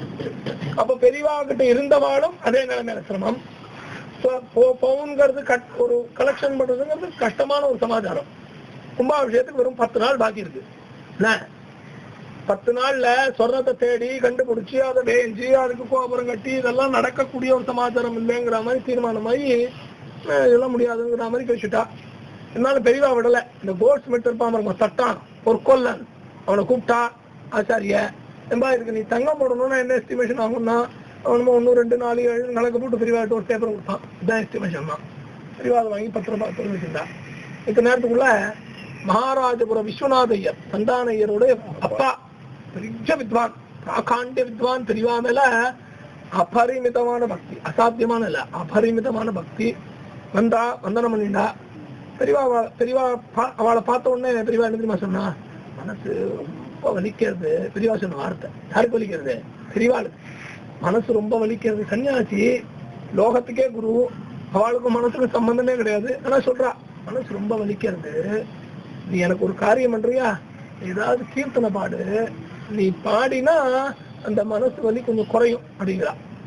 இவர் ரொம்ப சௌக்கியமா ஃபேண்டாஸ்டிக்கா டாப்பா சூப்பர்பா என்னென்ன வார்த்தையெல்லாம் எல்லாம் போட்டுக்கோங்க, அவ்வளவு அழகா கிருத்தி பாடுறார். பாடி முடிஞ்ச உடனே இவருக்கு ஒரு சந்தேகம், இது பரமேஸ்வர ஸ்வரூபம், இதுக்கு மனசு ஏன் வலிப்பானே, இது லோகத்துல இருக்கிற மனசுக்குள்ளெல்லாம் பூந்து ஆட்டிட்டு இருக்கிறதுக்கு மனசு ஏன் வலிப்பானேன்னு அவருக்கு ஒரு சந்தேகம். சரிவா அவனை கூப்பிட்டு எனக்கு ஏன் மனசு வலிப்பானேன்னு தான் நினைக்கிறேன், சொல்றேன் உட்காருன்னா. காமாட்சி அம்மன் கோவில்ல மேல செப்பு கூரை போட்டிருக்கு. 90 வருஷத்துக்கு முன்னால யாரோ ராஜா வந்து தங்க கூரை போட்டிருந்தாலாம். அந்த தங்க கூரைய நான் இப்ப போட்டு கும்பாபிஷேகம் பண்ணணும்னு ஆசைப்படுறேன். ஆனா முடியாதுன்னுட்டா, 10 நாள் தானே இருக்கு, அது முடியலையேங்கிறதுனால மனசு வலிச்சது. நீ பாடினியோனோ, நீ பாடினதுனால அந்த மனசு வலி ஒரு 10% குறைஞ்சுடுத்து அப்படின்னாலும் பெரியவா இவர்கிட்ட சொல்லிவிட்டு. அது சொல்லிட்டு பெரியவா கேட்டாலும், அதெல்லாம் விட்டு ஆச்சாரியால் கனகதாரா ஸ்தோத்திரம் எழுதியிருக்காளே தெரியுமோ, பாடமாயிருக்கோ. பக்கத்துல ஒரு கைங்கறி பண்றவர் இருக்கார், அவர் கூப்பிட்டு உங்களுக்கு தெரியுமோ கனகதாரா ஸ்தோத்திரம்? அவர் தெரியும் பெரியவா. சரி நீங்க 2 பேருமா சேர்ந்து கனகதாரா ஸ்தோத்திரம் சொல்லுங்க அப்படின்னாலும் தெரியவா. என்ன சொல்றா, 2 பேருமா சேர்ந்து கனகதாரா ஸ்தோத்திரம் சொல்லுங்க. அங்க ஒரு இந்த மாதிரி ஒரு 25 பேர் இருக்கா. இவ கனகதாரா ஸ்தோத்திரம் சொல்லுங்கன்னு உடனே இவர் சொல்ல ஆரம்பிக்கிறார். இவரும் அவரும் சொல்ல ஆரம்பிச்ச உடனே பெரியவா கண்ணை மூடிந்து சரீரத்தை கூப்பிட்டு பெரியவா எங்கேயோ கிளம்பிட்டா. தியானமா அந்தர் தியானம் ஆயிட்டா. இவா பாராயணம் நடக்கிறது. கனகதாரா எல்லாருக்கும் தெரிஞ்சதுல கிட்டத்தட்ட என்ன ராத்திரி சமையல் பண்ணும்போதே சொல்லுவாள், அங்கம் மரே உலக பூஷண மாத்திரையன் தீர்வுங்க அங்கனேன்னு சொன்னது. இவா 2 பேர் ஆரம்பிச்சோன்னா பின்னால 2 மாமி ஆரம்பிச்சா, 4 மாமி ஆரம்பிச்சா, 4 பொண்டுகள் ஆரம்பிச்சது, 4 குழந்தைகள் ஆரம்பிச்சது, 4 மாமா ஆரம்பிச்சா. அது மாதிரி தெரிஞ்ச சொல்ல ஆரம்பிச்சா. கோஷ்டி பாராயணம் எடுத்து இந்த கோஷ்டி பாராயணம் ஆக ஆக என்னாச்சுன்னார், காதுல இருக்கிறது, மூக்குல இருக்கிறது, கையில இருக்கிறது, இடுப்புல இருக்கிறது, ஆம்பளை மோதிரம் செயின் மைனர் எல்லாம் கைட்டினா. பெரியவா மாதிரி தட்டு இருந்தது, அந்த தட்டுல குடிச்சிட்டான். பெரியவா அப்படி அந்த பாராயணம் முடிஞ்ச கண்ணை திறந்தா பார்த்தா ஸ்வர்ணம் இருந்தது. பெரியவா மகாராஜ விஸ்வநாதர் கிட்ட கூப்பிட்டு உட்காருந்தான். அந்த நிலைமை எக்ஸ்பிளேஷன் கொடுத்தா, பரமேஸ்வரன் அதுதான் ஆதிசங்கரங்கிறதுக்கு இது ப்ரூஃப். என்ன சொன்னா, ஆச்சாரியாள் அன்னைக்கு யாரோ ஒரு ஏழை பொம்மநாட்டிக்காக கனகதாரா ஸ்தோத்திரத்தை பாடி ஸ்வர்ணத்தை வரவழைச்சா, பெரியவா சொல்ற வார்த்தை இது. அம்பாள் கிட்ட வேண்டி அம்பாள் கொட்டினா, இன்னைக்கு அந்த அம்பாளுக்காக இந்த 7 மாமிகள்லாம் சொர்ணம் கொடுத்தாங்க. பெரியவா சொன்ன வார்த்தை சொல்லிட்டு, இந்த கனகதாரா ஸ்தோத்திரம் அன்னைக்கு சத்தியம், இன்னைக்கும் சத்தியம், என்னைக்கும் சத்தியம் அப்படிங்கறத இது மூலமா ப்ரூஃப் பண்ணிட்டு ஆச்சாரியாள் பெரியவா சொன்ன வார்த்தை.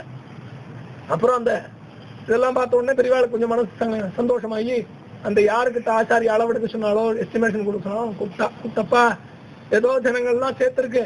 அப்பதான் அந்த சொன்ன ஜெயா பாட்டி ஒரு தடவை சொல்லியிருக்கேன்னு நினைக்கிறேன் உங்ககிட்ட. கடைசியில இருந்த வளையலையும் கைட்டி ஜெயா பாட்டியோ சீதா பாட்டியோ ஏதோ ஒரு பாட்டி போட்டு கொடுத்து, அதை பார்த்தா பெரியவா சொன்னா, என்கிட்ட எல்லாத்தையும் கொடுத்துட்டா, இதை கையில மிச்சம் எடுத்து இதையும் கொடுத்துட்டாலும் அப்போ அப்படின்னா பாட்டி கையில போட்டு இருக்கும்போது தான் கையில திறந்து பார்த்தா பெரியவா கூப்பிட்டு, என்னப்பா இதை வச்சு பாரு, இது நீ போட்ட எஸ்டிமேஷனுக்கு ஒத்து வருமா, குறையறதா ஜாஸ்தியா இருக்காதான்னு பாருன்னா, குந்து மணி கூட குறைச்சதில்ல. அவன் என்ன எஸ்டிமேஷன் போட்டாலும் அவ்வளவு எவ்வளவு அவனுக்கு தங்கம் தேவையோ அவ்வளவு தங்கம் இருந்தது.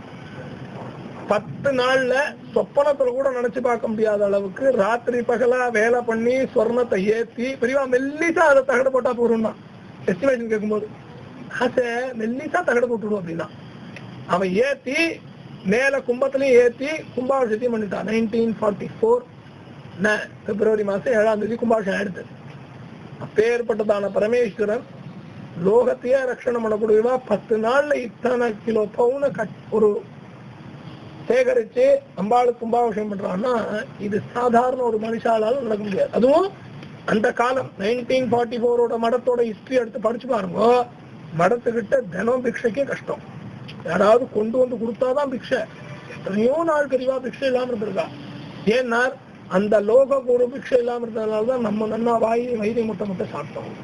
அவ எத்தனையோ நாள் பட்னி இருந்திருக்கா. அவ கூட கைங்கரியம் பண்றவா வெறும் வர ஏதாவது 2 வாழைப்பத்தை கொண்டிருப்பா, அதை உரிச்சு தின்னுட்டு 24 நாள் ஒண்ணும் 20 பெரியவா அதை விளையாட்டா சொல்லியிருக்கா. ஏகாதசிக்கு யாரோ வந்து பெரியவா உபவாசம் இன்னைக்கு ஒண்ணும் சாப்பிட மாட்டா அப்படின்னு பெரியவா செத்துட்டு எல்லா நாளும் ஏகாதசி தான் மடத்துல அப்படின்னாலாம். அப்படின்னு என்ன அர்த்தம்? ஒண்ணும் இல்லை மடத்துலன்னு அர்த்தம். அதை டைரக்டா சொல்லாம சிரிச்சுட்டே சொன்னான். சந்திரமுனீஸ்வருக்கு எல்லா நாளும் ஏகாதசி தான் அப்படின்னாலாம். அப்பேற்பட்ட பரமேஸ்வரன் 10 நாள்ல ஸ்வர்ணத்தை கலெக்ட் பண்ணி தன்னுடைய தாயார் தன்னுடைய காமாட்சிக்கு பண்ணி பார்க்கணும்னு ஆசைப்பட்டா. அவ ஆசைப்பட்டது நடக்காம இருந்ததுங்கிறது இது வரைக்கும் ஹிஸ்டரியிலே கிடையாது. அப்பேற்பட்டதான பரமேஸ்வரன் எதை நினைச்சாலும் நடக்கும். இந்த காமாட்சிக்கு தங்க கோபுரம் கட்டுறதா ஒரு பெரிய சமாச்சாரம்.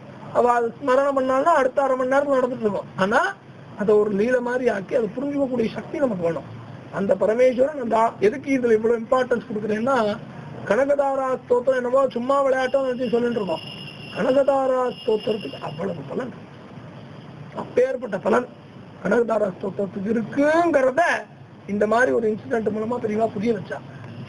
இவ்வளவு அனுகிரகம் பிரபு காமாட்சி ஸ்வரூபமா இருந்து அனுகிரகம் பண்ணா வேற யாரும் அனுகிரகம் பண்ண முடியும்? இன்னொரு ஒரு இன்சிடென்ட் நீ சொல்லுற. நேற்றுக்கு குறைச்சலா பெரியவாளை பத்தி சொன்னோன்ற மாதிரி எல்லாருக்கும் மனசுல ஒரு எண்ணம்.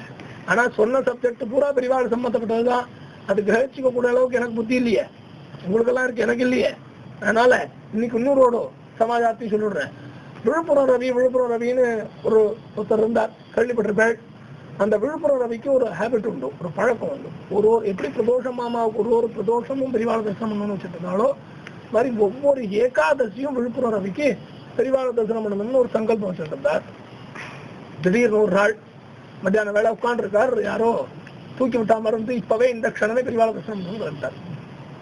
இவர் வந்தார். மடத்துல நல்லா பரிச்சயம், பூர்வ பரிச்சயம் இருந்ததுனால நல்ல பரிச்சயம். எல்லாரும் கேட்டா மணி 2ஆவது வருது, இந்த நேரத்துல எங்க வந்தேன்னா பெரியவாள தரிசனம் பண்ணணும்னு தோணுன்னு இவர் உள்ள ஒருத்தைய கேட்டார், இன்னைக்கு ஏகாதசியா நிறைய வந்திருக்கேன்னார்.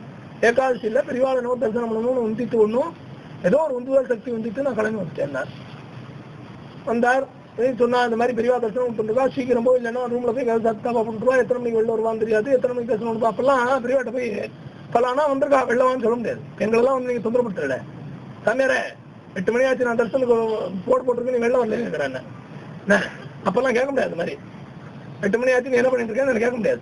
ஏன்னா பரமேஸ்வரனும் அது எங்க இருக்கு, என்ன பண்ணிட்டு இருக்கு, என்ன மாதிரி நிலைமையில இருக்குன்னு உள்ளுக்குள்ள சந்திராவும் சந்திரமௌலியும் ஸ்ரீகண்டன் போறதுக்கே நடுங்குவா, நெருப்பு அது. அதனால உள்ள போயிடுவா, நீ போய் கேட்பதே தரிசனத்துக்குன்னா. இவர் கேட்கல, இவர் லௌகிகமா வந்தார். அதை கொஞ்சம் வைத்தியமா மாத்திட்டு கை காலெல்லாம் நம்பிட்டு நெத்திக்கெல்லாம் கட்டிட்டு வேஷ்டியெல்லாம் கட்டிட்டு மெதுவா போனா இவர் கரெக்டா போறார். போகணும்னு பெரியவா பக்கத்துல போறார். பெரியவா இருந்து ரூமுக்குள்ள போய் கத்தாத்தாவை கூப்பிட்டுறான். உடனே அந்த கைங்கரியம் பண்ற பிரபு இவரை பார்த்து, நான் ஏற்கனவே சொன்னேன்னா நேர தரிசனம் பண்ணுன்னு, நீ தரிசனம் பண்ணல, இப்ப எதுக்கு இங்க வேஸ்டா நின்று இருக்க, தேவையில்லாம கிளம்பு, இங்க எல்லாம் ஒண்ணு வேலை இல்லைன்னாராம். அவர் என்ன பதில் சொன்னார், அங்க வேஸ்டா இருக்கேன்னு தான் இங்க வேஸ்ட் இல்லாம இங்க வேஸ்டா ஆகக்கூடாதுன்னு தான் வந்தேன். எத்தனை மணி நேரம் ஆனாலும் சரி, இன்னைக்கு தரிசனம் பண்ணணும்னு நான் அழைச்சிட்டு வந்திருக்கா பெரியவா, நான் தரிசனம் பண்ண போக மாட்டேன்னு உட்காந்துட்டார். அவர் கைங்கரியம் பண்றதுக்கு நான் கத்திட்டு அவர் கிளம்பி போயிட்டார். இவர் இப்படியே உட்கார்ந்து இருக்கார். அடுத்த 15வது நிமிஷம் ரூமுக்குள்ளே இருந்து ஒருத்தர் வர்றார். என்ன வந்து ரவியை கூப்பிட்டு உத்தரவாதத்தை பெரியவா உள்ள கூப்பிடுறாரு. அந்த பக்தி வாரம் உள்ள போறார். உள்ள 2 கைங்கரியம் பண்றவா இருக்கா, அவளெல்லாம் வெளியில வச்சுட்டா பெரியவா. பெரியவா ஜம்மனா உட்காந்துருக்கா, ஜபம் பண்ணிட்டு இருக்கா. 45 மினிட்ஸ் 3/4 மணி நேரம் இவர் நின்றுட்டு இருக்காரு. பெரியவா தரிசனம் பண்ணிட்டு இருக்காரு. பெரியவாவுக்கு ஜபம் பண்ணிட்டு இருக்கா. ஜபம் பண்ணிட்டே இருக்கா. திடீர்னு பார்த்தா இவருக்கு அந்த இடத்துல பெரியவா தெரியல, பிரத்யக்ஷ பரமேஸ்வரன் தான் தெரியாது. அப்புறம் ஒரு 2-3 செகண்ட்ஸ் கழிச்சு பார்த்தா திரும்பி பெரியவா ரூபம் தெரியாது. என்ன திரும்பி பெரிய அது மாத்த மாட்டா. செல்ல வந்து மூடுறதுங்கிறது நம்ம ஜென்மா பிராணம் போகும்போது கடைசியில கட்டையில இருக்கிறேன் அப்பவும் சொல்லுவா, செல்ல கொஞ்சம் கொடுத்தனுப்புங்க, மேல போய் என் மாமியாரட்டி மாட்டு பண்ணி நான் பேசணும் அப்படின்னாலும் அதுக்கு அதான் வசதியாக தர்மராஜ் பண்ணி வச்சுனாலும் கூட திரும்புவா. பெரியவா கிட்ட பரமேஸ்வரனா தரிசனம் திரும்பி 2-3 செகண்ட் கழிச்சு திரும்பி பெரியவாளா தெரிய ஆரம்பிச்சிட்டா. திரும்பி இப்படியே பெரியவா கொஞ்சம் பண்ணிட்டு இருந்தோடனே பார்த்தா பெரியவா வந்து காமாட்சியா, பெரியவா இல்லாம காமாட்சியா தெரியல அவளுக்கு. திரும்பி அது ஒரு 3-4 செகண்ட் கழிச்சு திரும்பி பெரியவா திரும்பி ஆதிசங்கரா தரிசனம் கொடுத்தா. இவர் ஒரே குழப்பம், என்னடா அது பெரியவா பரமேஸ்வரனா இருக்கா, காமாட்சியா இருக்கா, ஆதிசங்கரா இருக்கான்னு ஒரு மண்டையில ஒரு குழப்பம். பெரியவா வந்து இப்படியே திரும்பி ஜபம் பண்ணிட்டு இருக்கும்போது பார்த்தா பரமேஸ்வரன், காமாட்சி, ஆதிசங்கரர் 3 பேரும் பெரியவாளை சுத்தி இருந்தா, திடீர்னு பார்த்தா ஒரு ரவுண்ட் வந்து பெரியவாக்குள்ள ஐக்கியமாயிடுறா, முன்னரம் கலந்து விடுறா.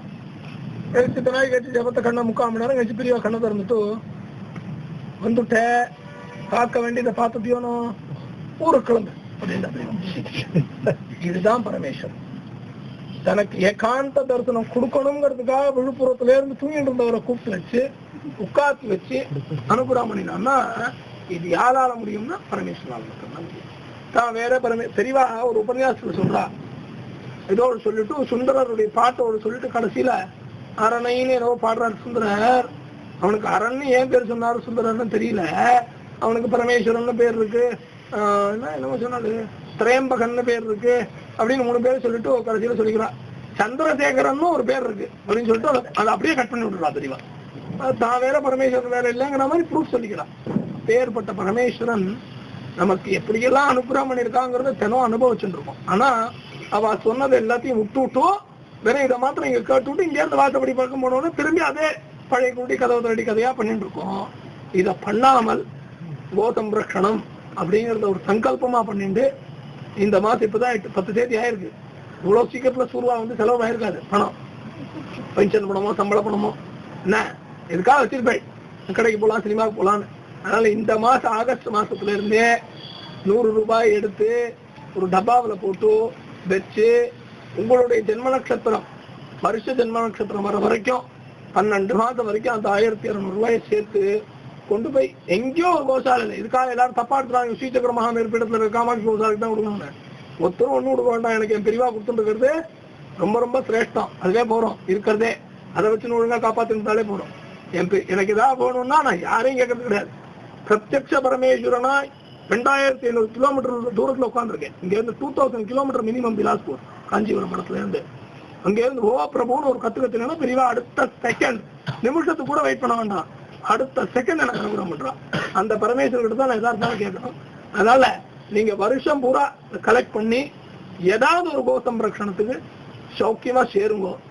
அந்த பசுமாடு அந்த பணத்தினால போடக்கூடிய தீவனத்தையும் சாப்பாட்டையும் சாப்பிட்டு அது ஒரு மானுகத்தையும் ஒரு ஆசீர்வாதம் பண்ணுமே, அதை அனுபவிச்சவனுக்கு தான் அதனுடைய அருமை தெரியும். அதனால நீங்க எல்லாரும் அந்த ஆனந்தத்தை பருகி இந்த ஆனந்த சமுத்திரத்துல மூழ்கி உங்க ஜென்மாவை கடத்தேத்திக்கணுங்கிறதுக்காக பெரியவா பரிபூர்ணமான அனுகிரகம் பண்ணணும்னு அவளுடைய சரணாரவிந்தத்துல பிரார்த்தனை பண்ணிக்கிறோம். ஹரஹர நம பார்வதி பதையே. அவருடைய பக்தி என்னன்னா அது அந்த மாதிரி பக்தி. அந்த பாத சேவனம்ங்கிற பக்திக்கு என்ன சிரேஷ்டம்னார், ஆச்சாரியோட பாதம் பிடிக்கிறது. சுருட்டப்பள்ளியில சுவாமி பாதத்தை அம்பாள் பிடிச்சிருக்காளே, ஸ்ரீரங்கத்துல சுவாமி பாதத்தை அம்பாள் பிடிச்சிருக்காளே, அதெல்லாம் பாத சேவனம். பாதம் தான் பரமேஸ்வரா, உன்னுடைய பாதம் தான் கதி, உன்னோட சரணம் தான் கதின்னு இருக்கக்கூடியதான பக்தி. எப்படி மாமா வந்து பெரியவாளுடைய பாதத்தை வச்சுட்டு தன்னுடைய சிரசு தாரணம் பண்ணிட்டாலோ அந்த மாதிரியான பக்தி பாத சேவனம். பூஜைகள் புனஸ்காரங்கள் பண்ணக்கூடியதான பக்தி. ஆனா இது எல்லா பக்தியுமே என்ன சொல்லியிருக்குன்னா மனச வந்து லைக்க வச்சு பண்ணக்கூடியதுதான் பக்தி. மனசை லைக்காம பண்றது வந்து பக்தி கிடையாது. மனசானது லைக்கணும். நம்ம மனசானது வந்து ஆழ்ந்த சிந்தனையோட அங்க பிரத்யக்ஷ பரமேஸ்வரன் இருக்கு, அந்த பிரத்யக்ஷ பரமேஸ்வரனுக்கு பூ போடுறோம், பஞ்சாயத்து பூஜனமா வச்சுட்டோம், பண்ணிட்டோம், எடுத்துட்டோம், தலையில எடுத்து மணியாட்டிட்டு 2 உண்டை கட்டி வச்சு நேரத்தை மட்டும் எழுந்து வரதுல பிரயோஜனம் இல்லையே. அந்த இடத்துல நிஜமாலுமே இந்த சுவாமியானவர் ஆவாகனம் ஆசனம்ன்ற மாதிரி சோடசோபச்சாரம் சொல்லியிருக்கோமே, அதுல தியானம் ஆவாகனாதி ஆசனாதி மந்திரோபச்சாரான்னு சமர்ப்பயாமிங்கிறோம். தியானம் பண்ணி சுவாமி ஆவாகனம் பண்ணி அந்த இடத்துல நிறுத்தி அந்த சுவாமி அங்க இருக்குங்கிற அந்த பாவனையை கொண்டு வந்து நம்ம அந்த பூஜையை பண்றோம். அப்ப அந்த பாவனையை கொண்டு வந்துட்டோம்னா என்ன ஆகுதுன்னா அந்த மனசானது அந்த சுவாமி மேல லைக்கும். லைக்காம ஒரு மூட்டை பூவை தூக்கி சுவாமி தலையில கொடுத்தாலும் சரி, 108 கூட பாலாபிஷேகம் பண்ணாலும் சரி, என்ன அது ஒன்றும் பிரயோஜனம் இல்லாத பக்தியா போடும். பக்தி நம்ம வைதீக மார்க்கத்துல நம்ம கூட பண்ணக்கூடியதான பக்திகள்லாம் சுவாமிகளுக்கு மந்திரோபச்சாரமா வேதோபச்சாரமா பண்றோம். பக்தி இதெல்லாம் எல்லாம் பண்றாளே அளவு குத்திக்கிறது, என்னாலும் உங்களால நினைச்சுன்னா ஒரு ஊசி குத்தினா கூட வைக்கும். அவா பண்ற பக்தி அது வேற மாதிரி பக்தி. அது ஒரு கட்டோரமான பக்தி. இன்னும் சில பேர் இந்த இப்போ ஆடி மாசம் தீமிதி விழா நடக்கும், தெருவுக்கு தெரு மாரியம்மன் கோயில் நடக்கும். பெருசா குண்டத்தை போட்டு காத்தால் இன்னைக்கு காத்தால் நான் பிரதட்சணம் பண்ணும்போது காலில் என்னுடைய சாம்பிராணி கொடுத்து வச்சிருப்போமே, அந்த அக்னி பின்னால இருந்தா பட்டு கொடுத்தோம். கொப்பளம் கொடுத்து 2 விரல், அரை மணி நேரம் தண்ணியிலே வச்சிருந்த ஜலத்தை இதெல்லாம் 2 விரலை சும்மா துளியோண்டு கொப்பளம் வந்தது. இவா நடந்து போவா அதுல. அப்ப எப்பேற்பட்டதான அந்த பக்தினார் அது ரொம்ப விசேஷம். அதுக்கு என்ன பண்ணணும்? அதுக்கு அவளுக்கு தெரிஞ்சோ தெரியாமலையோ மந்திரம் தெரியறது தெரியலன்னா அந்த காப்பு கட்டு இல்லைன்னு என்ன விதமான கெட்ட காரியங்களும் பண்ணாமல் அந்த பயத்தினால வர பக்தி, அது பயபக்தி, பயத்தோட கலந்த பக்தி. அந்த பக்தியை சுவாமி அனுகிரகம் பண்றார். இல்லாம இல்லையே ஒண்ணுமே தெரியாத பூஜை பண்றதுக்கோ அல்லது சுவாமியை உபசாரம் பண்றதுக்கோ வழி தெரியாம தெரிஞ்ச மாதிரி நமக்கு தெரிஞ்ச அளவுல பண்ணிட்டு இருக்காரு கண்ணப்ப நாயனார் மாதிரி, அந்த பக்திக்கும் சுவாமி அனுகிரகம் பண்றார். எதுவும் தெரியாட்டாலும் பரவாயில்ல, ஆனா பாவம் தான் பகவான் என்ன எதிர்பார்க்கிறாரு தான். அந்த பக்தி என்ன மாதிரியா இருக்கணும்னா பாவனை நல்ல பாவனையா இருக்கணும். நிஜமாலுமே சுவாமி இருக்குங்கிற அந்த பாவனையோட பூஜை பண்ணணும். இல்லைன்னா பிரகதீஸ்வரர் கோவில் சுவாமிக்கு போய் படியேறி அண்டாவா பாலாபிஷேகம் பண்ணி பிரயோஜனம் இல்லை. அங்க பிரகதீஸ்வரர் கோவில் நிஜமாலுமே சுவாமி இருக்கார் அப்படிங்கிற அந்த பாவனை வரணும். அதனாலதான் ராஜா கோவில் கட்டி கும்பாபிஷேகம் நடத்தும்னால பூசலார் கோவில்ல சுவாமி கும்பாபிஷேகம் பண்ணிட்டு போனாருன்னு சொல்லுவா. மனசோட கட்டின கோவில். எப்படி மாமா பெரியவாளுக்கா மனசால கட்டினாலோ ஒரிக்கல. இன்னைக்கு லோகத்துல 1,00,000 கோவில் கொடுத்தோம். ஆனா முதல் பெரியவா கோவில்ங்கிறது மாமா கலெக்டர் ஆபீஸ்ல பங்காரம்மன் தோட்டத்துல எந்த இடத்துல பெரியவா இடம் கொடுத்தாலோ அந்த இடத்தையே பெரியவாளுக்கா கோவிலா மாத்தின ஃபர்ஸ்ட் கோவில் இந்த whole world whole universe of my மகா பெரியவாங்கிறது அதுதான். 2வது தான் ஓரிக்க கோவிலே சொல்லலாம். மாமாவனால ஏற்படுத்தப்பட்ட கோவில் அதெல்லாம் ரைட்டு. ஆனா முதல்ல சின்ன கோவிலா ஆக்கி அதை பெரியவாளை வச்சு உற்சவம் பண்ணி பூஜையை பண்ணி ஒரு பிரதோஷத்துக்கும் சுவாமி புறப்பாடு எப்படி சோமாஸ்கந்தர் போவாரோ அது மாதிரி என் பெரியவாளை வச்சு ரிஷபத்துல வச்சு புறப்பாடு பண்ணி அழிச்சுன்னு போறான்னா அது பக்தி. பக்தியினுடைய சிரேஷ்டமான நிலை. கண்ணப்ப நாயனார் பண்ண பக்தி. இந்த மாதிரி பக்தியினுடைய முதல்கள் நிறைய சொல்லி இருக்கு. அந்த பக்தி பண்ணக்கூடியதுன்னு சொல்லி இருக்கு. 63 நாயன்மார்கள் பண்ண பக்தி அபாரமான பக்தி. அவள்லாம் ஸ்துதி பண்ணினான் சுவாமிய, பாடினா. ஆழ்வார்கள், அந்த ஆழ்வார்கள் பண்ணின பக்தி வேற மாதிரி. அந்த மாதிரி பக்தியும் விசேஷமா சொல்லியிருக்கு. எல்லாம் முன்னிட்டு ஒண்ணுமே தெரியாம ஒருத்தர் பண்றாரு பாருங்க, இந்த தீ மிதிக்கிறது, அலா குத்திக்கிறது, பொங்கல் வைக்கிறது, இதெல்லாம் பக்தி. இந்த பக்தியெல்லாம் கரகம் எடுக்கிறது, காவடி எடுக்கிறது, இதெல்லாம் பக்தியோட சேர்ந்ததுதான். ஆனா அவள் என்ன நினைக்கிறா, நாம பண்ற பக்தியும் அவ பண்றதுக்கு என்ன தெரியுமா பேஸ் டிஃபரன்ஸ்? நாம பண்ற பக்தியில சுவாமி இருக்காங்கிற ஒரு கொஸ்டின் மார்க் போட்டு பண்றோம். அவன் சுவாமி நிச்சயமா இருக்குங்கிற பாவனையோட பண்றா பக்தி. அதுதான் 2க்கும் டிஃபரன்ஸ், பேஸ் டிஃபரன்ஸ். ஏன்னா அது பயம் கலந்த பக்தியா இருக்கிறதுனால பிரத்யக்ஷ பரமேஸ்வரனானவன் இருக்கான், இதுல ஒன்னும் சந்தேகம் கிடையாது. இங்க மாரியாத்தா துர்கானம்மனாத்தா இருக்கு, அதனாலதான் நாங்க தீ மிதிக்கிறோம், எங்க காலில் சுட மாட்டேங்கிறது அப்படின்னா அது பாவனை இல்ல, நிஜமான பக்தி. அந்த பக்தியானது எல்லாருக்கும் வந்துடுச்சுன்னா அப்புறம் அந்த பக்தி எதை வேணாலும் கொண்டு போய் எங்க வேணாலும் எதை வேணாலும் பண்ணினாலும் அது ஈஸ்வர அர்ப்பணம்னு ஆயிடும், ஈஸ்வரனுடைய சரணாகதியில சேர்த்துடும். அந்த பக்தியில் உள்ள அந்த சிந்தனையானது உற்பத்தி ஆனது. பெரியவா ஒரு இடத்துல காளஹாஸ்தியில தரிசனத்துக்காக போயிருக்கா. போயிட்டு வெளியில வரும்போது பெரியவா திடீர்னு உள்ள வந்துட்டா. தரிசனத்துக்கு போச்சு. போயிட்டு பிராகாரம் எல்லாம் பிரதட்சணம் கரெக்டா சன்னதி வாசல்ல வரும்போது உள்ள குரு